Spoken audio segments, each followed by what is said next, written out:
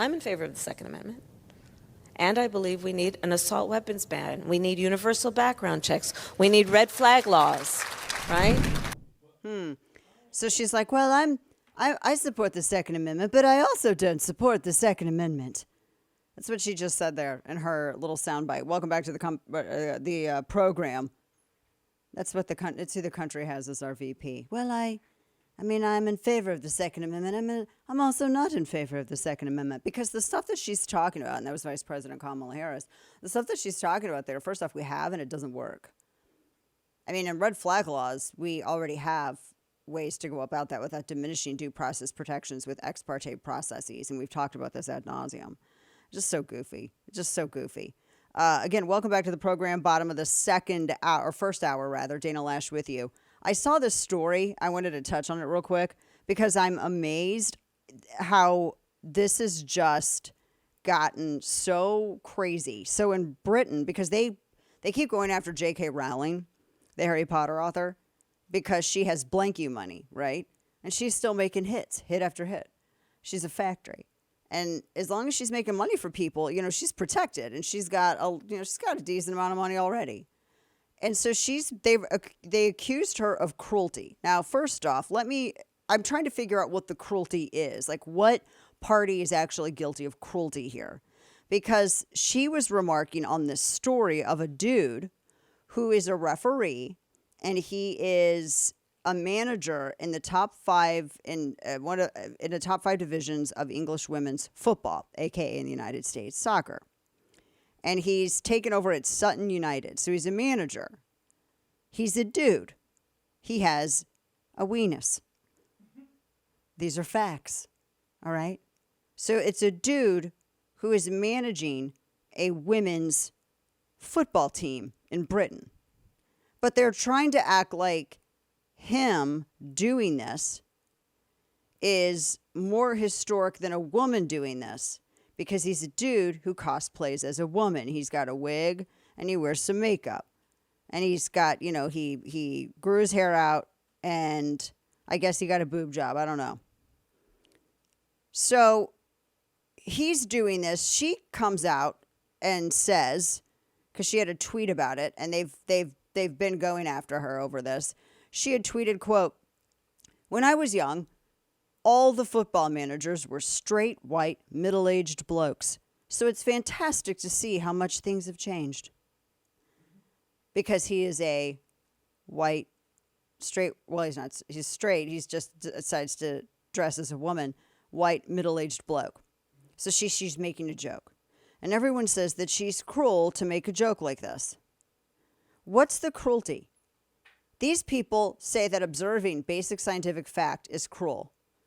And it's cruel if you don't go along with someone else's self-perception, even if they're mentally ill. You see what I'm saying? If this guy saw himself as having one arm and he decided to saw off his arm, would you still be celebrating? Because it's an arm, it's a penis, it's one thing after, this is what's happening. And they're calling her cruel, but it's not cruel for men to disenfranchise women off women's sports teams, or to kick your daughters off of their varsity team and relegate them to the bench because they're taking over their positions on the court or on the field or elsewhere.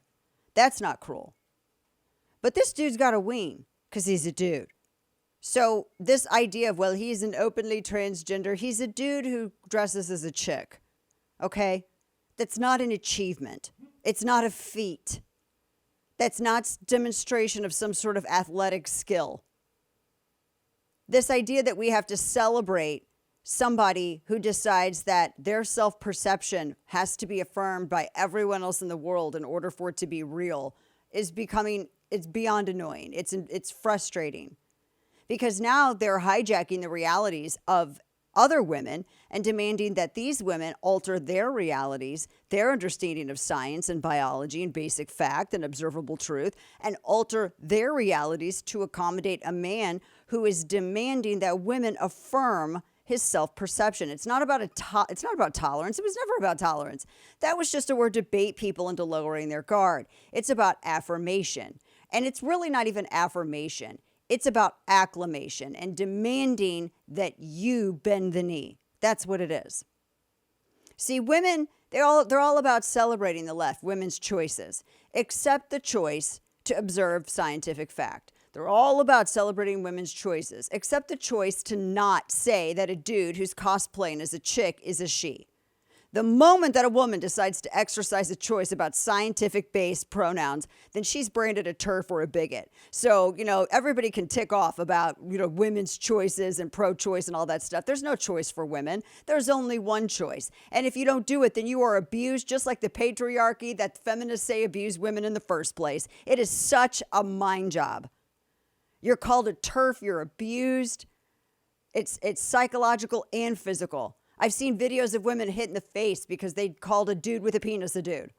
And they wouldn't affirm his deranged perception that he's a chick.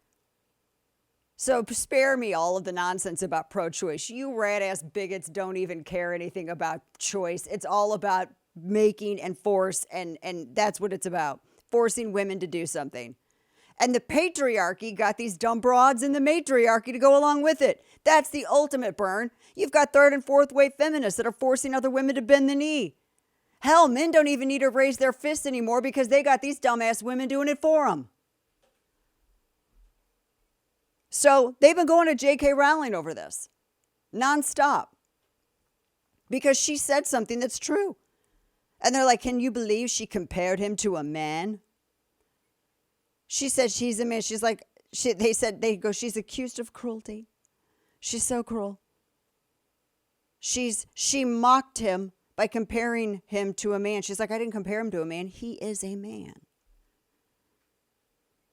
Joe Biden actually gave a speech over the weekend where he was talking about Mother's Day, and then he actually said, protect women's sports. Can you believe that?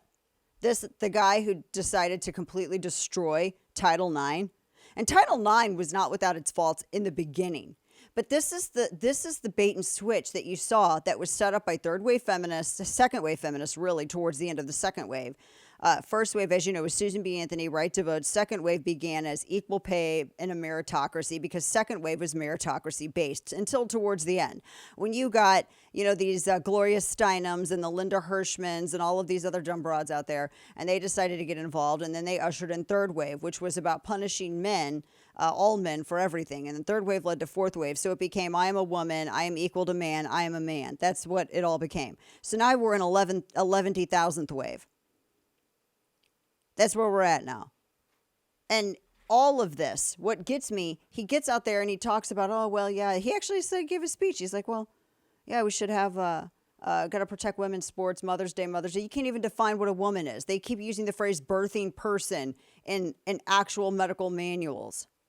But then they're going to celebrate Mother's Day. This is, I will never understand why white suburban women are voting hand over fist for Joe Biden and Democrats when they are the ones who bitch the absolute loudest about women in women's sports, men taking over women's sports. They are the ones who complain the loudest about equality. They are the ones who complain the loudest about meritocracy. And you are voting for an administration that is ushering in policy that is suffocating meritocracy and promoting people based upon their male chromosomes if they cosplay as females.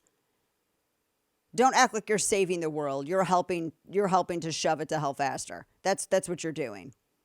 It's just wild. Gets out there and says, oh yes, we got to protect women's sports. Title IX. He gutted Title IX. Because remember, they define gender as anything that you choose to identify as. So it's pointless anymore. And all of those feminists that made a cottage industry at selling this stuff to women with Title IX, where are they at now? Where are all of the bra burners at now? They made such fat bank and charged 5 figures to give speeches on this stuff. Where are they for women's sports? Where are they for female representation? Where are they for any of this? They're MIA. Hey, they did what they needed to do. It wasn't about advancing women. It was about advancing their bank accounts. They're sellouts. That's a fancy word for prostitute.